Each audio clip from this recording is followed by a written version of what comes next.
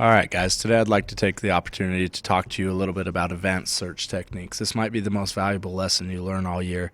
With the prevalence of the internet all around us and the usefulness and utility of it, it's likely that your ability to search and effectively find information and then utilize that information on the internet is going to be a key component in determining how effective you'll be in whatever job you choose to advance in for the most part. So this is definitely a skill that's worth learning, and hopefully you'll be able to get something from this. Your assignment after this is to write a paragraph just summarizing any of those key points or techniques that you learned from this that you're going to go ahead and implement into your research and your searching in the future. Let's go ahead and talk really briefly about some basic search techniques. Okay, search techniques are the different methods that you can use to search through catalogs, databases, as well as basic web search engines in order to find the information. Now, we talked a little bit earlier in this lesson today about Boolean operators and, or, and not, in order to help us narrow our search down to what we want. We're going to cover some more advanced search techniques today, but just as a quick review, when we type "and" into our searches, that tells us that we want a document that contains both words on either side of that "and." When we type "or" on into a search, that tells us that we want a document that has either one word or the other. And possibly even could have both on that search. When we type "not" into our Boolean operator search, we are telling it that we want websites that contain the first word, however, do not contain the second word. And using Boolean operators can be a very effective trick and technique to help you get through and find things. The two things that we're going to talk about are first are quotation marks and truncation, especially in library catalogs as well as article databases. These are the two most helpful techniques in searching. So quotation marks are beautiful. We use them around phrases. What they do is they tell the computer that you want to bring back only pages wherein the terms were typed in the exact order you typed them in.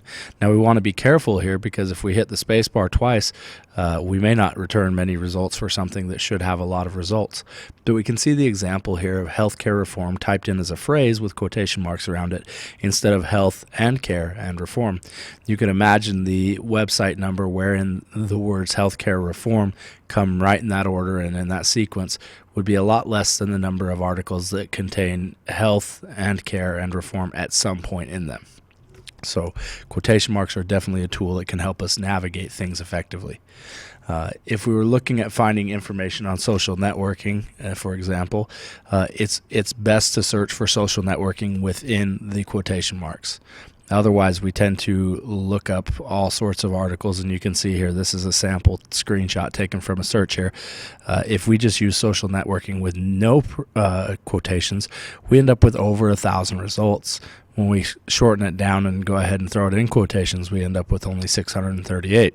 Now that's still a steep number, and we'd hopefully want to narrow that down, but it's certainly a lot better than over 1,000. The next technique we're going to talk about is truncation.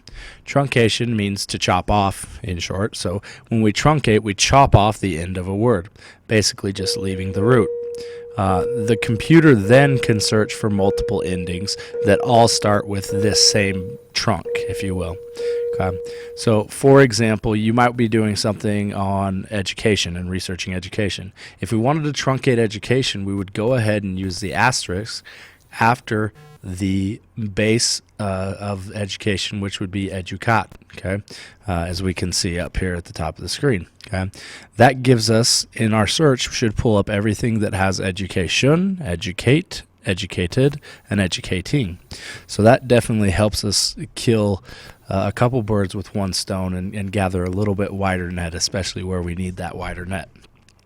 Some hints about that is be careful where you place the truncation symbol. You can place it in the wrong spot. For example, here, if you place it in educate after the E, it doesn't find things like education, educate, or educating.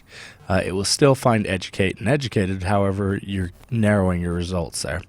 Truncation also is something that will not find synonyms, so it's not going to look up things that are similar. The example that's used here is SCIEN with the asterisk following it will not find the words botany, biology, or astronomy, even though those are sciences. Okay? The computer doesn't quite have the capability to sort through those with that asterisk and with truncation. So those are things to be aware of about that. Let's go ahead and quickly to talk about another thing that we can use in article databases, and most of these article databases will have this. They have advanced search screens with really cool, helpful tools here. So here you can see the basic search, and that's what will pop up most of the time when you go into the website. But if you go over here and were to click on advanced search, that's where it would pop up into this screen. Now, couple of cool things we can do about this, especially in an article database. I can search for terms within specific fields. So, for example, I might look for it in the article summary. I might look for it in the author's name.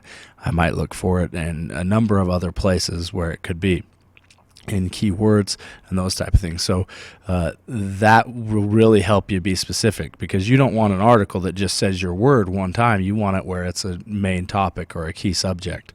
It also gives us the option here of changing our Boolean operators, which is nice, and that's very helpful. So it also will give you a chance here, and you'll definitely want to make a habit of using this. When using article databases, you want the full text resource.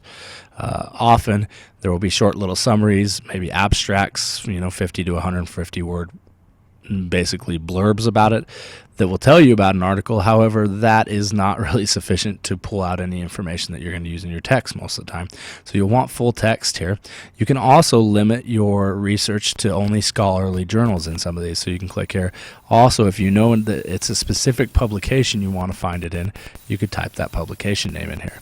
Another good thing that's really helpful is, say that the material that I'm researching is really date specific, as in it's really recent or really far off in the past.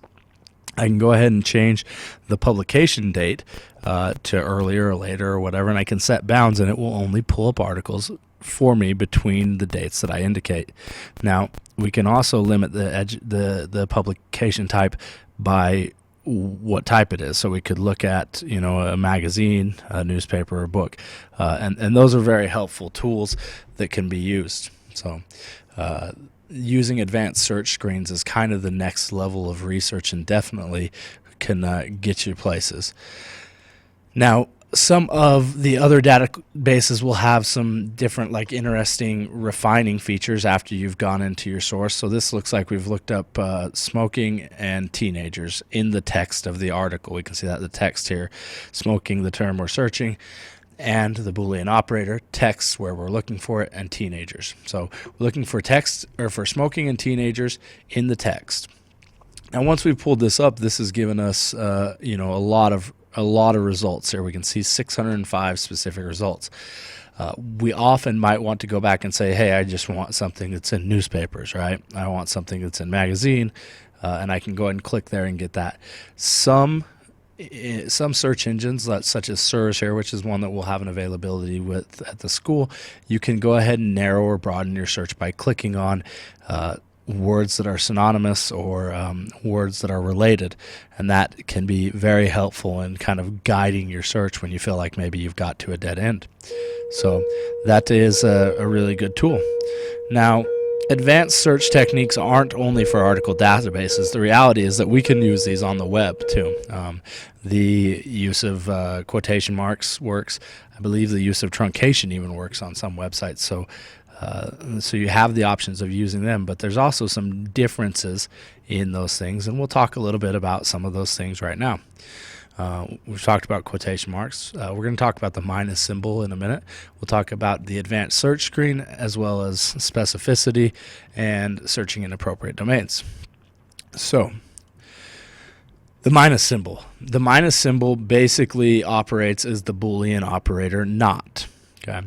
So if, for example, I was doing a report on laser surgery, however, I wanted to exclude all articles that included the term LASIK, I could go ahead and type in here, like they've done on Google, laser surgery, complete phrase, and then I would subtract, and I'd go minus LASIK, no space between the minus and the word.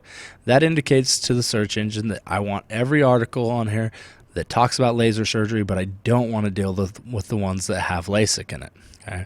And that hopefully turns into a more refined search for you. There's also advanced search screens for general websites. For example, Google has an advanced search screen. Let's take a look at this now. Google's advanced search screen here shows us some Boolean operators, okay, with the and, right?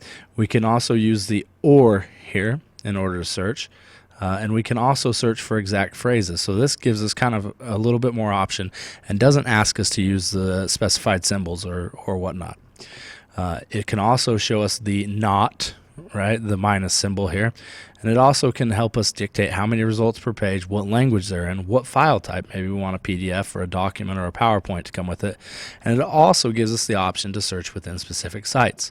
This can be found fairly easily by just looking for the advanced search tab on Google.